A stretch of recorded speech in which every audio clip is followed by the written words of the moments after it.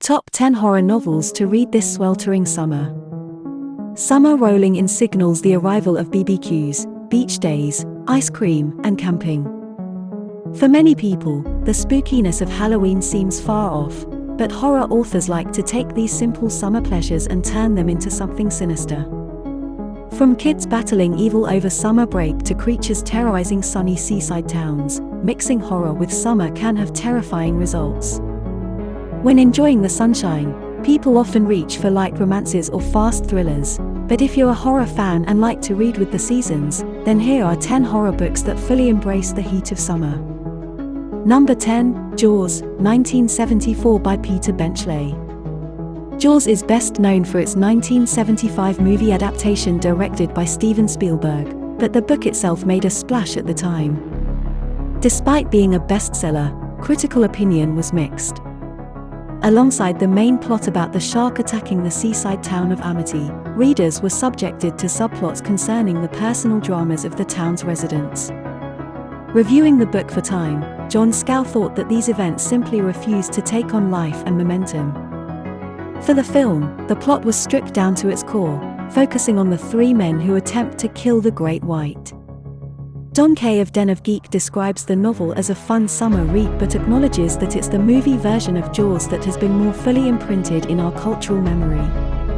It is now known that sharks usually only attack humans when they mistake them for their regular prey, which rarely happens. Benchley is now an advocate for shark conservation, and he admits that he couldn't possibly write Jaws today not in good conscience anyway. Armed with this knowledge, readers can feel safe reading Jaws at the beach before going for a swim. Number 9, Camp Slaughter, 2019 by Sergio Gomez. Camp Slaughter is the novel you get if you blend the Texas Chainsaw Massacre, 1974 together with Friday the 13th, 1980. It follows a group of college kids who are staying and partying at a remote cabin in the Pennsylvanian woods, as well as a pair of documentary filmmakers seeking out supernatural mysteries. Unbeknown to both groups, a killer cannibal calls these woods home. Once the inevitable killing starts, the gore is excessively and entertainingly over the top. The splattering of blood is broken up with plenty of moments of comic relief, lending the book a fun rather than serious tone. Camp Slaughter plays into the expected tropes of the slasher subgenre, with deaths that are frequent and brutal. Heads are crushed, and necks are slashed. The killer is also surprisingly fleshed out for a book that is essentially a campfire story about bloody carnage in the woods. Number 8, The Troop, 2014 by Nick Cutter. The events of The Troop technically take place in October, but it follows a scoutmaster taking a group of Boy Scouts on a camping excursion to an uninhabited island, making it feel like a summer novel. The horror comes in the form of the arrival of a skeletal, starving, and deranged man who carries a mysterious infection. Nick Cutter, a pen name for Craig Davidson, chops up the intense horrors that follow with interviews and newspaper clippings that are reminiscent of King's Carry, 1974. Kirkus Reviews declares that The Troop packs a powerful punch by plunging readers into gut-wrenching, explicit imagery that's not for the faint of heart or the weak of stomach. Cutter's grotesque body horror will definitely have you putting down your snacks as the disgusting descriptions worm their way into your brain. The Troop is proof that gruesome descriptions on the page can be just as effective as on-screen visuals. Cutter's novel is currently being adapted into a movie, with E.L. Katz set to direct. Number 7, Ghost Summer, Stories, 2015 by Tananarive-Dew. Tananarive-Dew's short story collection Ghost Summer isn't entirely rooted in the summer season, but many of the stories do have a flavor of summer. The titular story is about a boy who visits his grandparents for the summer in Gracetown, a place where children can see ghosts. The Lake, another summery story that is also set in Gracetown, follows a schoolteacher who finds herself drawn to the unearthly lake behind her house. The other stories in the collection deal with everything from zombies to precognition. Dew's stories often mix classic monsters with real-life horrors, from the struggles of parenthood to the difficulties of the Underground Railroad.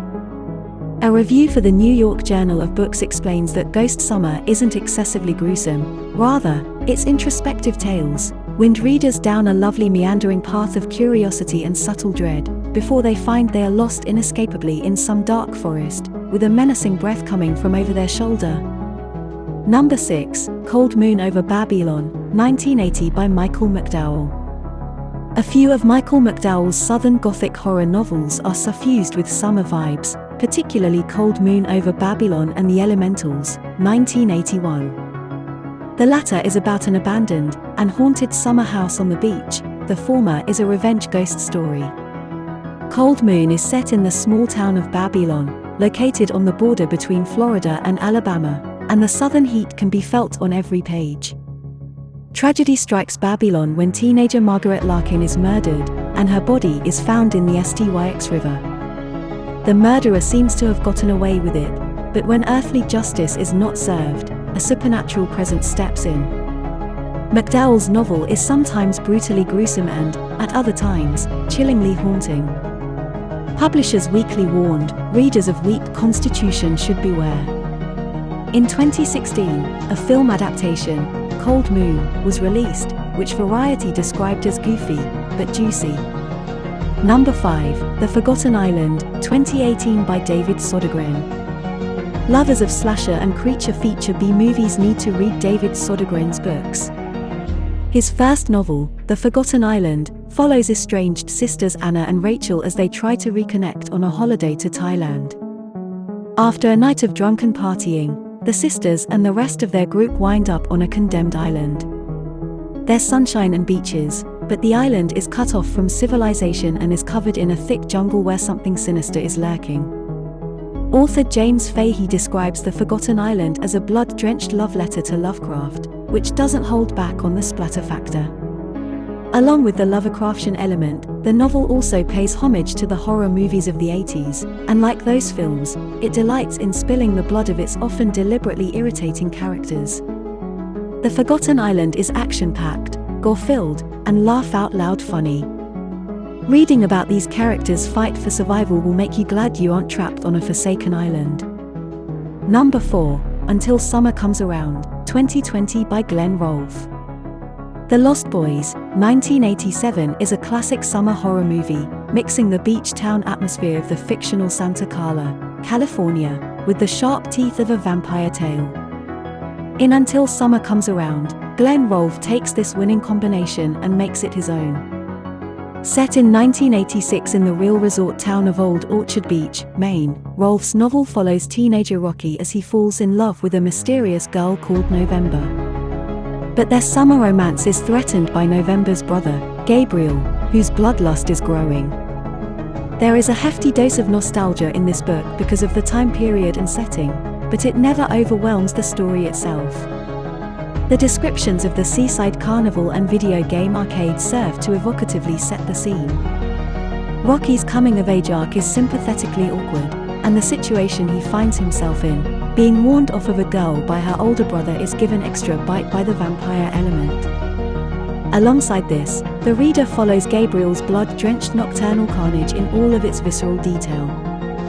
Number 3, The Ruins, 2006 by Scott Smith. The Ruins blends eco-horror with survival horror. It follows a group of tourists on holiday in Mexico who travel to the site of an archaeological dig in the jungle, where their adventure quickly takes a dark turn. They are trapped at the site by the local villagers, who refuse to let them leave. With the sun beating down and food and water in limited supply, the group realizes there may be an even greater danger. Hint: watch out for the plants. Smith's novel is presented without chapters, giving the feeling that the characters are relentlessly assaulted by the baking sun and Mexican flora. Stephen King declared that Smith's novel does for Mexican vacations what Jaws did for New England beaches in 1975. The David Cronenberg-esque body horror throughout will certainly put you off venturing into the jungle. In 2008, a movie adaptation was released, and while it is suitably gory, it generally received poor reviews. Read the book instead. Number 2, Summer of Night, 1991 by Dan Simmons. Much like Stephen King's It, Dan Simmons' Summer of Night mixes horror with a coming-of-age story set during summer break. Simmons's novel takes place in 1960 in the town of Elm Haven, Illinois, and follows 5 preteens who are grappling with the struggles of growing up. One of their classmates disappears on the last day of school, and other strange things begin to occur around the town. Finally, the boys realize that it is up to them to stop the mysterious evil that is emanating from the old central school. Summer of Night takes place during the kind of lazy summer days that are supposed to be carefree, but the evil that is spreading forces the group of boys to take responsibility. Simmons slowly builds to the reveal of the darkness taking over the Midwestern town, making the reader question whether it is demons or ghosts or something else entirely. Adult versions of The Boys can be found in the novels Children of the Night, 1992, Fires of Eden, 1994, and A Winter Haunting, 2002. Number 1, It, 1986 by Stephen King. A number of King's stories are set amid the heat of summer. The Pandemic in the Stand, 1978 kicks off during the summer. In Cujo, 1981, a rabid dog traps a mother and son in a boiling hot car, and much of it takes place during summer break. In a list of the best King books, Rolling Stone ranks it at number 2. One of the things that makes it so popular is how well it not only captures childhood fears but also childhood friendships. There is the otherworldly threat of Pennywise and his various terrifying guises, as well as the very real threat of sadistic bullies. But at the heart of the novel lies the bond between the Losers Club. The 50 sections of the book, which follow the losers on their summer adventures and misadventures, capture the childhood feeling of summers being endless. When the losers reunite in the 80s to confront Pennywise, their return to Derry also allows them to reflect on their childhood. Author Grady Hendrix states that it captures some intangible feeling about growing up and saying goodbye. King's mammoth novel has been adapted twice, first as a miniseries in 1990 and then as a film duology, with the installments released in 2017 and 2019. So I am Maria Smith and this is Mysterious Cultures Channel. Thanks for watching.